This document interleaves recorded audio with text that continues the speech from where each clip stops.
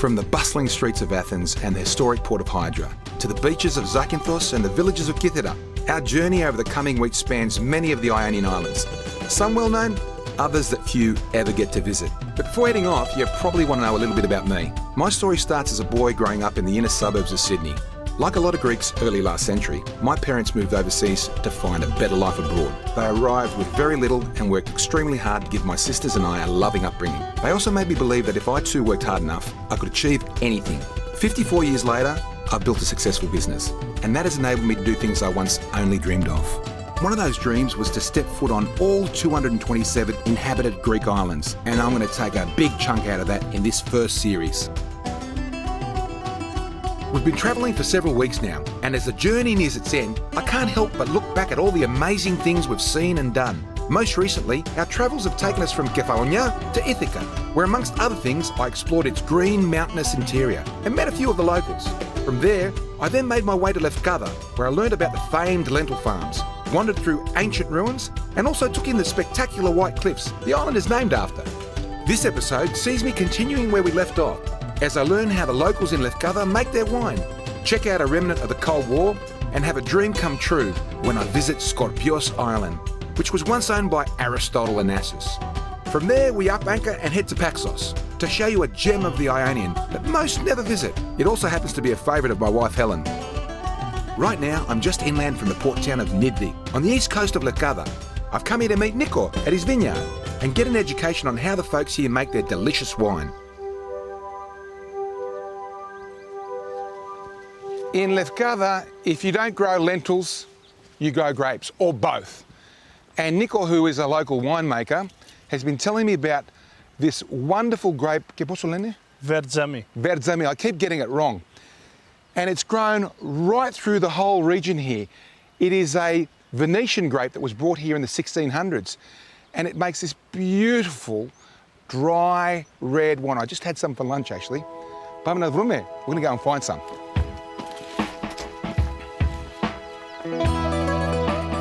No matter how big or small an island is, you'll generally find someone making wine. What's more, the type of drop they produce will be unique in its own way, be it thanks to the soil or the climate, or because of the processes they use.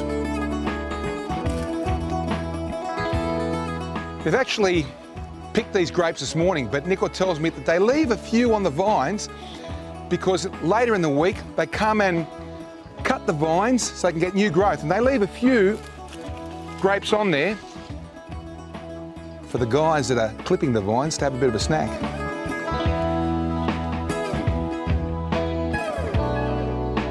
The wine produced here is quite different to that which you'll come across in the Peloponnese or Cyprus, where this variety is quite common. It's known for having a deep colour and being versatile, in that you drink it as a rosé, age it, or even just enjoy the grape juice as a refreshing drink. Spending some time amongst the vines gave me an appreciation for Nico's way of life. It's physical work, but being in such a beautiful setting makes it quite enjoyable.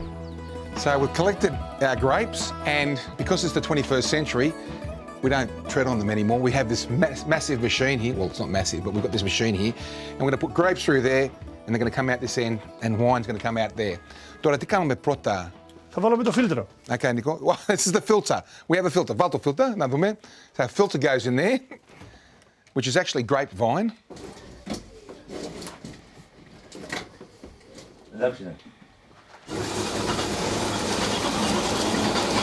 Ooh, come around here and have a look. Have a look at that there.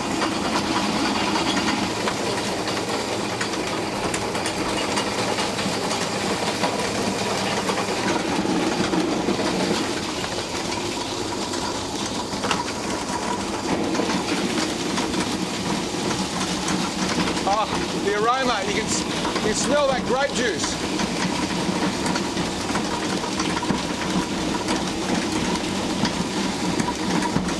This is the less romantic part of the process. The Serenity turns to deafening noise as a simple but effective crusher turns the crates of plump grapes into litres of juice. Half a century ago, they'd have spent the best part of the day stomping in halved barrels to extract the nectar. By automating things, not only is it much quicker, but they can produce far greater volumes. I wonder if local consumption has gone up too. Once he's crushed all the grapes, and we haven't crushed them all because we just don't have the time, he leaves it in this big barrel for about 3 or 4 days. The longer he leaves it, the heavier the red. The quicker he pulls it out, the light of the rosé. He then takes the grape juice that you can see coming out at the moment, puts it in a barrel, lets it ferment to 15 to 20 days, and voila, you have Vερτζάμι, that's it. Βερτζάμι. Top! I think the rooster's very happy as well.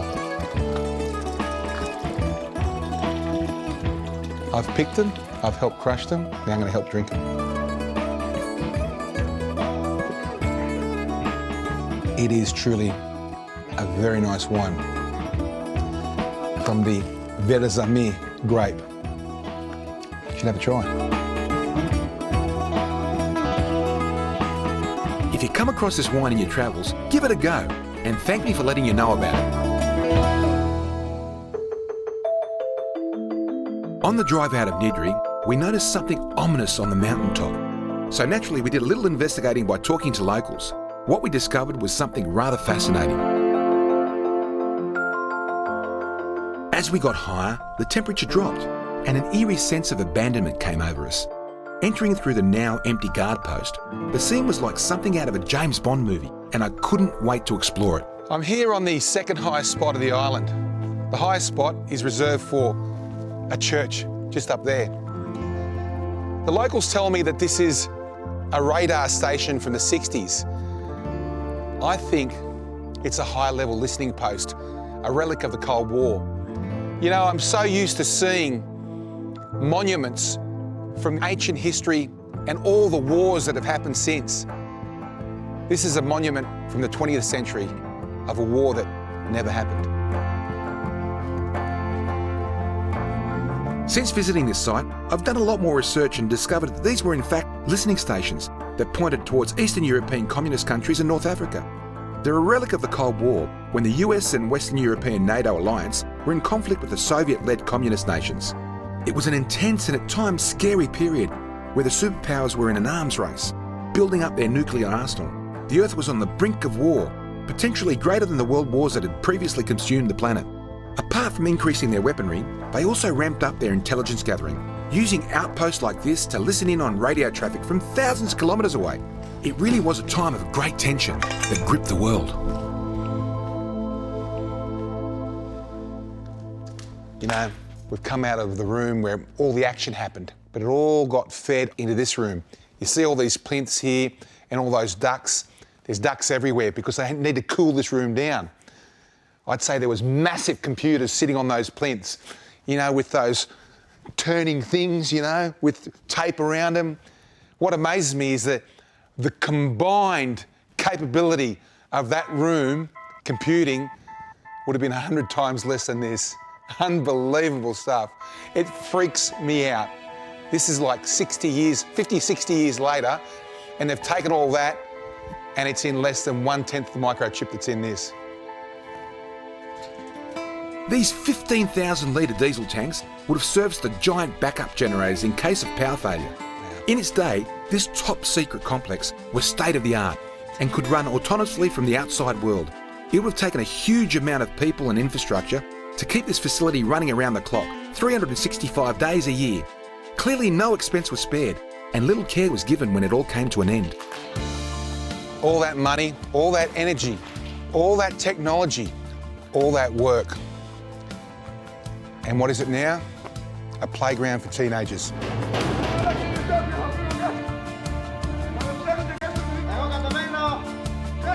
At least it's getting some use, and arguably a much more positive one.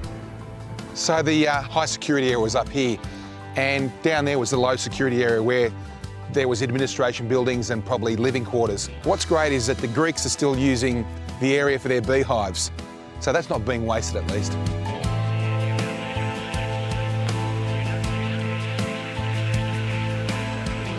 With the advent of satellite technology, listening stations like this became obsolete. It occurred almost overnight. The powers that be now had thousands of far more powerful devices orbiting the planet and watching our every move. They could hear and see almost everything that was going on without anyone being remotely aware they were under surveillance. Today, there are rusting relics like this all over the world. They stir up evocative memories for the generations that lived through those tense times. Let's hope we never go down that path again.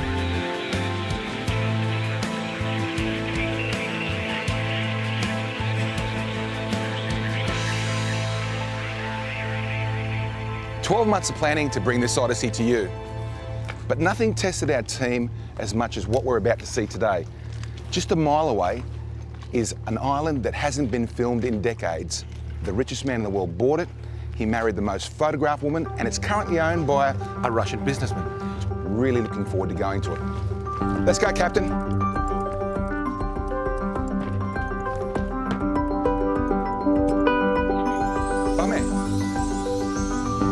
In his time, Aristot Ωνάση was the richest man on the planet.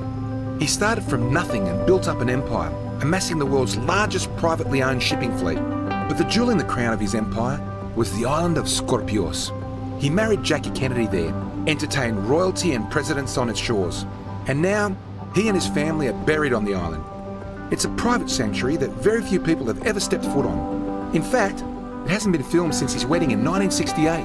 Καλημέρα, Ανδρέα. Καλημέρα, Παναγιώτη. Τι μου γίνεσαι? Καλά, εσύ. Πάμε. Welcome on the island. Yes. Thank you very much. It's good to be here. I'm very excited, very excited. The island has since been purchased by Russian businessman Mr. Dmitry Rybolovlev. He quickly set about restoring the buildings and gardens, hiring engineer Andreas to oversee the extensive work. Rybolovlev was so appreciative of his efforts that he kept Andreas on to manage the 37 staff that maintain this pristine and historic island. It's fantastic. On the right side is Pink House. Which house? Pink House, yes. Big house? Master House and Guest Forest Hill House.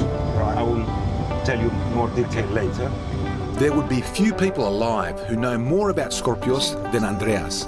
We were privileged to have him show us around. Andrea, I see such a big marine theme here. This could be the port of a major town. We've got Christina Key over there, you've got this marina here, and this massive boat ramp. It's huge. Yeah, actually, it's not a massive boat ramp. It's a ramp that Ωνάσης has constructed for the use of his hydroplane. Ωνάση and his son, they loved very much aeroplanes, and so they did the ramp and they used their hydroplane for their movements from and to the island. Wow, it's fantastic. And it's also sad that it was a plane accident that actually ended up killing his son. Yeah, yes, indeed. Wow. It's very sad. Let's go and have a look at the other buildings. I'm a bit sad now looking at that.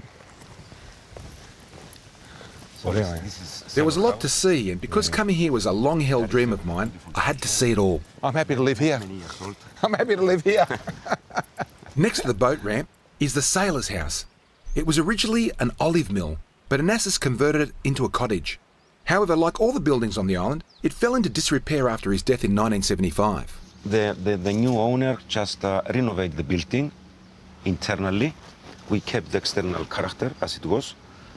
And we are keeping it now as a sailor house. Yeah. And it's been used only in summer where the sailors come here and they live here. In winter it's not been used. You know, Andrea, I see a continuing theme here that the current owner, much like Ωνάσης, tried to keep all the architecture on the island the same way, very well restored. How old do you think this building is? I'm not quite sure how many years this building is here, but for sure it was here since 63 that Ωνάσης bought the island. So Yeah. it's many years been sitting here. I reckon it looks at least 100 years old. Anyway, let's go and have a look at the other buildings, eh? We only had a short time to see the island, and with 7 kilometres of roads and a total of 878,000 square metres of land, we really had to keep moving. Where you can see now is the old vineyard, all this area, Yep. which Ωνάσης had, and they produce a lot of wine here on the island. Is that right? But okay, they've been left and destroyed, so there is nothing now here. At the back is the church, Παναγίτσα Church. Oh, should we go and have a look? Yeah. Fantastic. It's a spectacular setting and a fitting place for Ωνάσης and his loved ones to have been laid to rest. Knowing I would soon be able to pay my respects was something I was humbled by.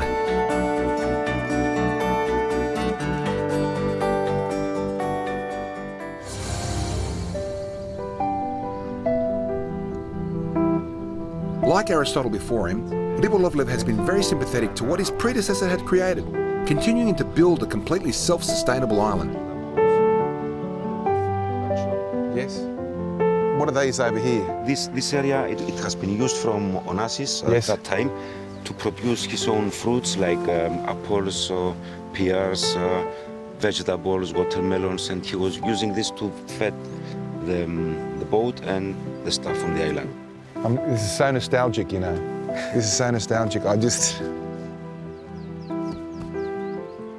It's beautiful. It's a very nice area here where we produce the vegetables. We have apple trees, Yeah. pear trees, bananas, and many other fruits. And the church is At the back is the chapel, yes. and the chapel. And of course, out of privacy for the family, we can't film the church Yes. and the burial ground of Onassis, his sister, his son and his daughter. They're all buried there. Oh, we should go and pay our respects. Okay.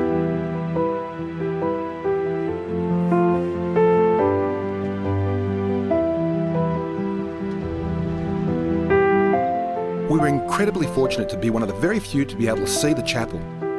Andreas explained that within the simple building are winged vestibules. To the left are the white marble tombs of Aristotle and his sister Artemis. On the right are his son Alexander and daughter Christina. I was in awe, gazing at the white walls, knowing that within lies a person who had such a profound influence on my life. It's a very private sanctuary, left in peace and maintained in perfect order. Aristotle was one of my idols and inspired me in my youth when times were tough. I looked up to this man my entire life, and to be standing here was an honour and a memory I'll take to my grave. They had here their own horses, their own cows, goats, sheep, and they were producing a lot of milk from cows, meat, Is that right? for the needs of the island. We renovated recently these buildings. The one there is a store, here is the stables as they were before.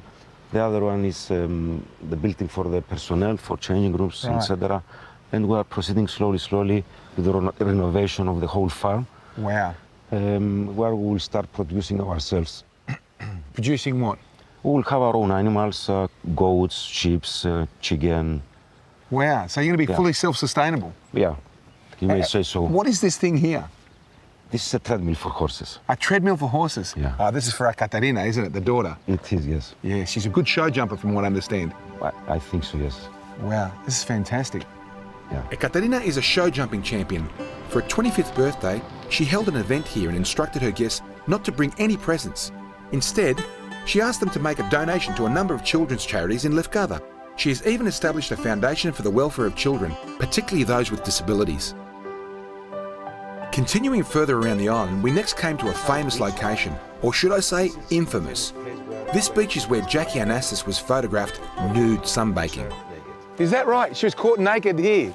This is the spot. Okay. Fantastic. The building over there, it's called East Beach House, Right. and this has been completed by Christina after Onassis' death during 80s. Actually, here there was no real beach, Right. and Onassis bring from Salamina all the sand to create this beach here. Is that right? Yeah. Everything is so meticulously maintained here. It's fantastic. I can't believe the number of buildings on this island and the amount of maintenance that you require. How many people do you need to work here? Right now we have 37 employees on the island. We are dealing with this, the maintenance of the island and to keep it in good condition. Wow. I can understand where the current owner is coming from. This isn't just a beach house hideaway. It has been a major project for him that required huge energy and resources. It's like restoring a rare vintage car that you hardly ever drive, but respecting the importance of its rarity and pedigree.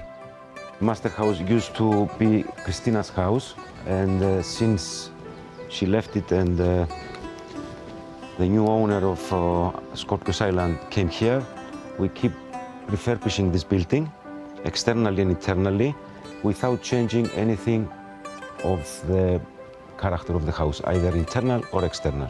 Yeah, this is. It is exactly as it was before. Even the floor, the doors, the sanitary ware are exactly the same as they were before. This is a time walk back to the 60s, isn't it? Yeah. It's unbelievable, isn't it? And such a beautiful view too. Yeah, there is a beautiful view from here. Wow.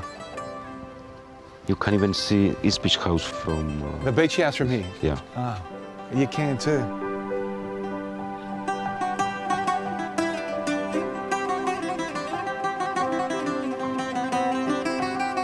We're heading towards Pink House now. What is the significance of the pink house? Why pink? Pink House, I will explain to you. Pink House is a building, it's one of the buildings again that it was here when Onassis bought the island. The specific building, it must be 180 years old. Wow. Initially, it has been used to keep the animals on the ground floor and the master was living on the top floor. Later on, Onassis came here, refurbished the building and they painted pink. When the new owner bought the island and we came here, we renovated the existing building. Internally and externally, we kept exactly the same character as it was before. Even the color, we took the color from the old house in order to match the pink color and do it as exactly it was before. The current owner could have stamped his ideas and inclinations throughout the property, but like me, I think he has too much respect for Aristotle's legacy, so he's been sympathetic to even the most minute of details. This is the memories room. It's one room of Pink House, which we use for keeping items from the island, showing the history of the island and Onassis for visitors to come. For example, here there are some pictures of how Pink House was before. And the church. And the church. Yes. Here you can see pictures of Onassis in And there's different Jackie places and Maria different Callas. people. Yes. Yes. Some old phones that they were being using on the island. Even the Skopje's directory. Phone directory. Yeah. Fantastic. Aristotle Onassis left behind him a legacy that has inspired countless others to toil away at their dreams. And as one of those devotees, I'm so appreciative of this meticulous and no expense spared restoration. Thank you, Dmitry Rybolovlev. Thank you for preserving the memory of this 20th century icon.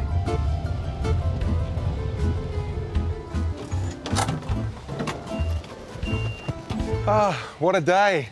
Yeah, that's the end of the tour.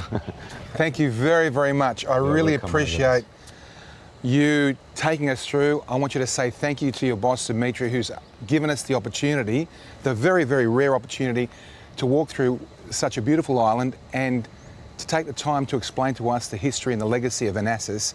And the good thing about it is that he's keeping that legacy by maintaining such a beautiful island and all the buildings and structures and architecture that Onassis left behind. I'm really appreciative of today. You are very welcome, and it was our pleasure to bring you on the island and show you the island and the history of the island. You know, Andrea, I don't want to go. I want to stay. I'd like to stay. But I know you're a busy man and I'm busy, so I've got to move. So thank you very much once again. You're very welcome. Γεια σας.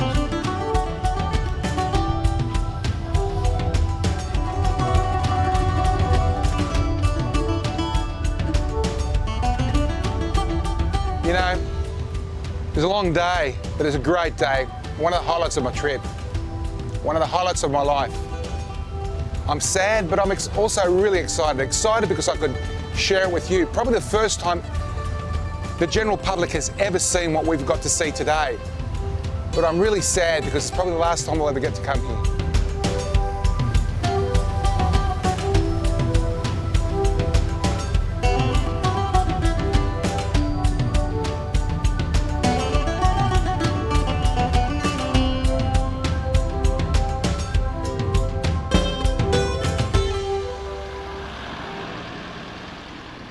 Before leaving Levkada, I just had to stop by the main port to show you something unique to the island. We're at the bridge that connects mainland Greece to Levkada, because Levkada is actually an island connected to Greece. It's the only island that's connected to Greece in this way.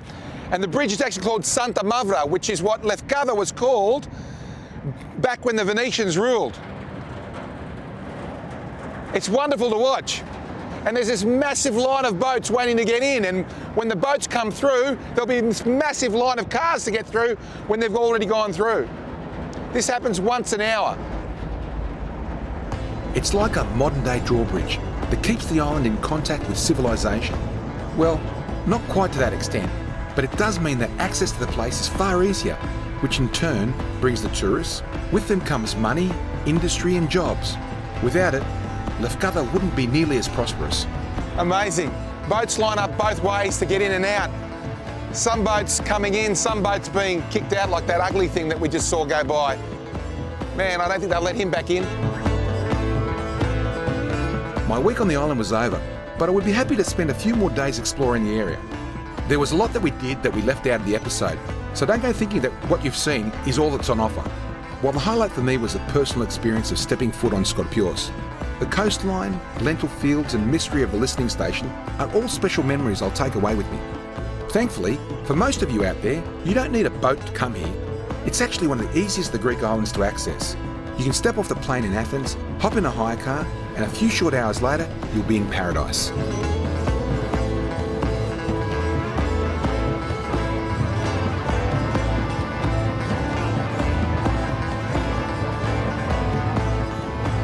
I left Levkάδα on a massive high, thinking it couldn't get much better.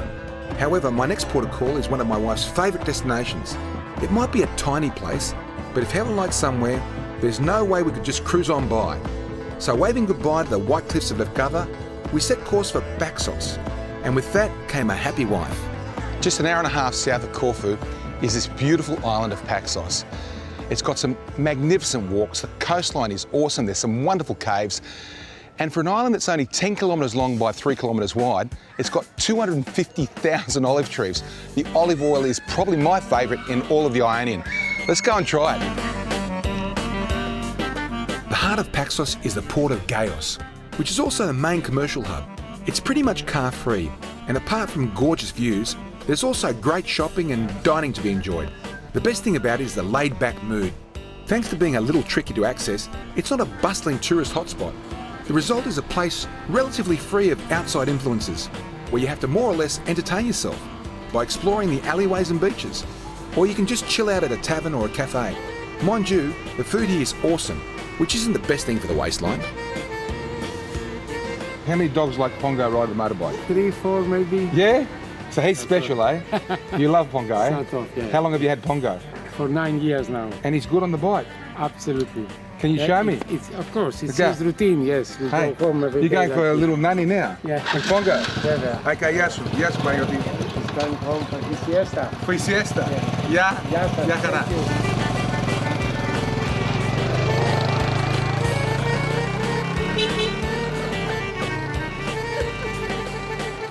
If you're a stickler for a schedule, you might get a little stressed, because folks here operate on their own time, which means restaurant service can be a tad slow, and tour guides might be a little late, but that's all part of the charm. Bubby, I've heard that your olive oil is the best in the Ionian. Can I try Very it? good olive oil. We take care. It's very Good. Let's try it. Okay. After. This is the best quality. There are many different qualities about the oil. But this is the best quality, right? The one I'm trying now. The extra virgin is the best. This Look is at the oil that, which is man, extra look at virgin. that. Να το βάλουμε στο πιάτο. Yeah. Well, to Soppiato, let's try it. Look at the colour of that. That looks awesome. Okay, let's give it a shot, eh? This is the only way to try it. Olive oil bread. My grandmother lived to 102 with this. Top. Βάλε. Θα αγοράσω. Come on, let's go. That's awesome. Θα βάλουμε one bottle. Ναι. Okay. Mate, that thing's half full. Look at that. Oh, look at that. Look at the colour of that, will you? And that aroma. Oh, it's so good. I could live on this stuff. Αυτό. Ωραία. Μπορώ να δω μέσα. Can I have a look inside just a second? Look at the colour. Look how green this stuff is. That's the best olive oil in the Ionian, possibly the world. Ooh, oh, baby. Θα τα πάρω λίγο εδώ αυτά να τα τυλίξω όλα. Ναι.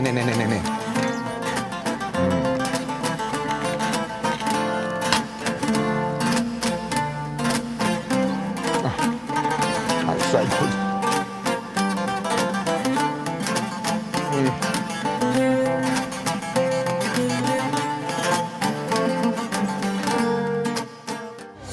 And we're walking up to this fab viewpoint where you overlook the Ipapadi cave. It has an access. Despite its size, Paxos has plenty of great walks, but to find the hidden gems you need some inside knowledge.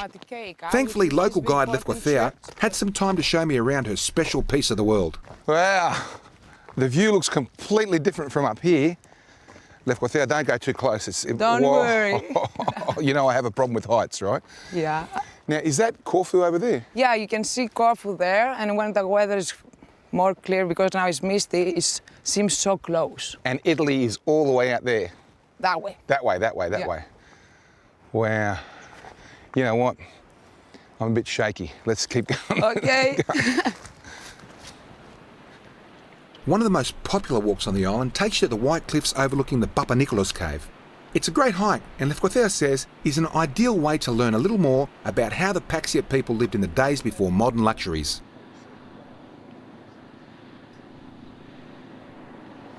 I see maybe 10, 12 wells. Why so many wells? Because each family used to build their own well, because imagine those days the smallest family had like about 12 children. Wow. Of course, it was very important because imagine those days they used to come here and collect the water and take it back to their houses. Water was a very important resource, obviously. Yes, very important. I mean, they had the keys, they Yes, locked them. to lock them as well. Okay. Well, we've got a long walk to do. Let's keep going. Levkada, that means in English... White goddess. White goddess. Yes. What an awesome name. What an awesome... I've got to watch the path now, Yeah, right? be careful. Because this is going to be a heavy path we're going on, right? Yeah, we're going a good walk down. Okay, I'm going with the white goddess. So what's that here? Here you can see the traditional style of Paxiotic house. It's amazing because you can see in one house the traditional ochra color that used to be and the stone part. So you will have all stone or painted in this color. In the ochre? Yeah. Oh, ochre. Yeah. Okay. So I noticed that these paths are in pretty good condition. How's that so? Because there's so many of these paths. Actually, the last 2 years we have volunteers that every Sunday we get together and we clean a path. Wow, that's great. Which is very good because we have a lot of visitors that like to walk and have more and more every year. Oh, that's great. So how many paths are there here in Paxos? About 30 open, but we're doing a lot of work to open more, so... It's great. These paths were originally built during Venetian times, and despite little upkeep, they remain today. 500, 600, 700 years from the Venetian times, that's amazing. Yes.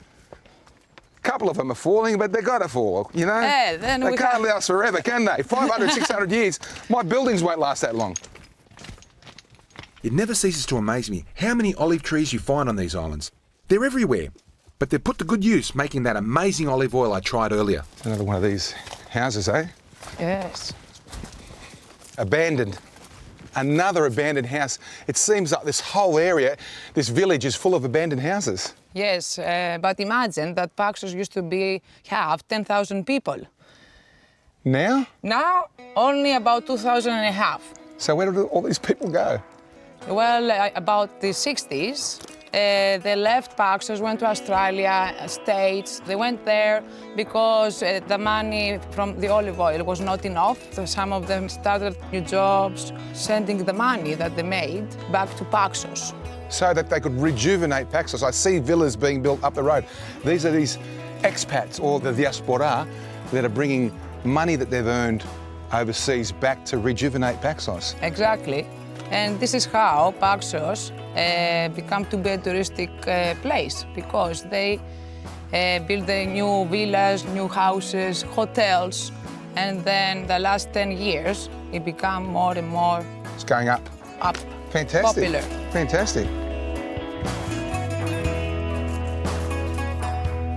I want to show you the front of the house, how amazing it is.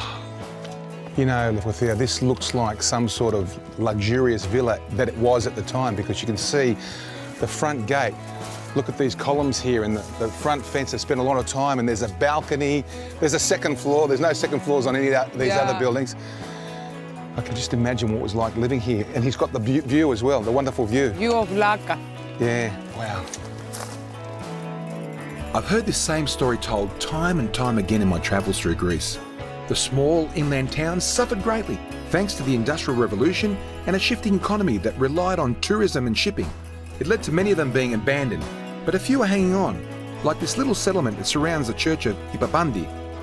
The few people that remain here carry with them the area's history and are responsible for keeping the eroding buildings relatively intact. Who knows how much longer they'll hang in there, when in the distance are the thriving coastal towns, having more chance of employment, and life is just that little bit more convenient. It's one of those distant ports where my next stop lay. Tomorrow morning I had an early start to meet with a baker who makes bread the traditional way.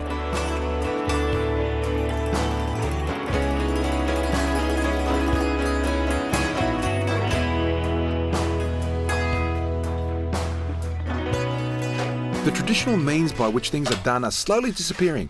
Nowadays, it's all about efficiency and minimising cost. Take baking, for example. The art form of making wood-fired bread is something that has disappeared in much of the world. Yes, it's making a comeback in trendy cafes in major cities, but the places where it was first done have become reliant on the mass-produced stuff that's brought in from elsewhere. Vasily maintains the old ways and bakes the best bread on the island, using techniques handed down by his forefathers over the last 120 years. Now, before we got here at some ungodly hour, Vasily basically made the dough in that little bowl there. Well, it's not a little bowl, it's a big bowl. And put these loaves together separately. It's very impressive the way he's done it. You see, it's been done many, many times.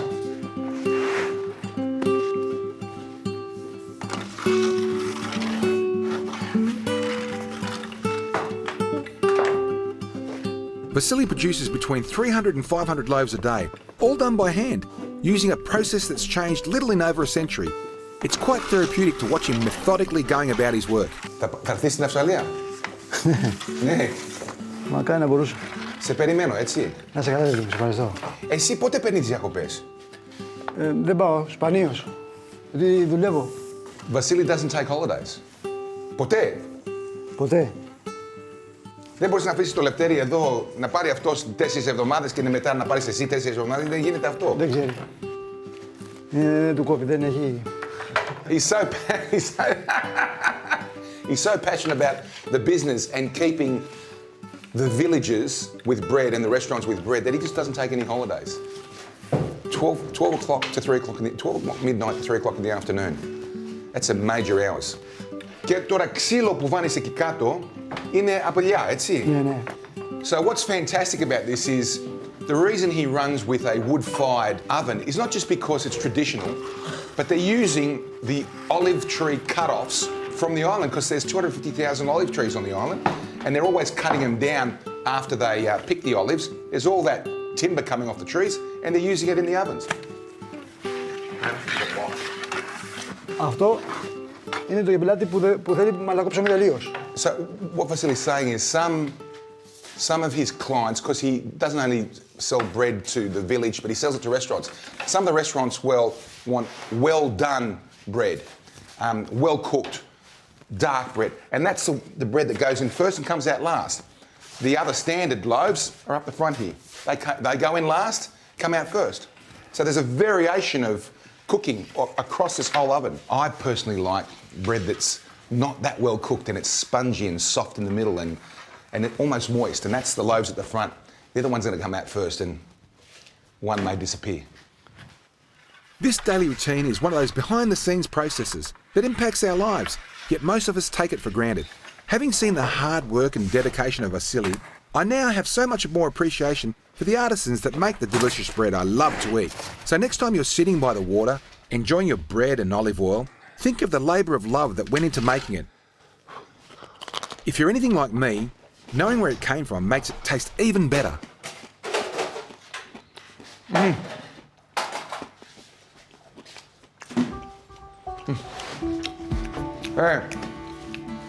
Γεια στα χέρια σου. It's fantastic. Organic. Vasily doesn't need to say much.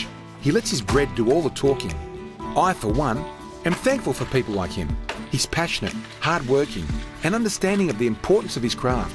He brings joy to the lives of people every day, and that's something we should all aspire to.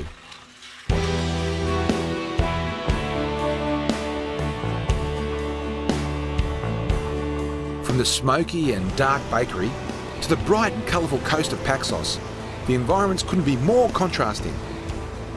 Behind us is Italy. In front of us is the northwest coast of Paxos, and just in behind here, we're about to see it, is another cave that the submarine Papanikolaos used to hide in World War II. We saw it in Meganisi. It happened here as well. We're going to go and have a look.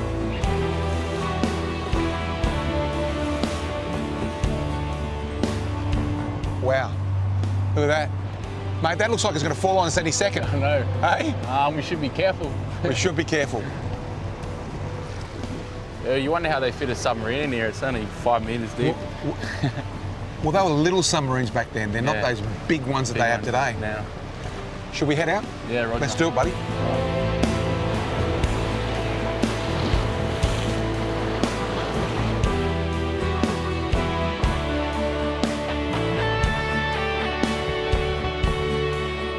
This is a perfect example of nature doing its work over millions of years. Over there you can see that collapse, that cliff collapse. That happened in 2007, and it actually formed that beach. That's what it looked like before. That's probably about 20 metres deep there. We're in about 30 metres of water here. But now, all that dirt coming down, all that limestone has formed that beach. The other thing I like about this tectonic structure here, the earthquakes and the tectonic movement is pushing Paxos towards the mainland. And what happens is you see this limestone gritting away. You see these little shelves, this pancaking. It's absolutely awesome. It's changing all the time, but we don't get to see the big changes except for this one here. What a spectacular and fun way to finish my time on Paxos. After a swim at a private beach, it was back aboard Miazui for a cruise to one of our final stops of the series. In the next episode, I'm visiting the tiny island of Antipaxos before heading to our final port of call, Corfu. As they say, you want to end on a high, and it's the perfect place to do just that.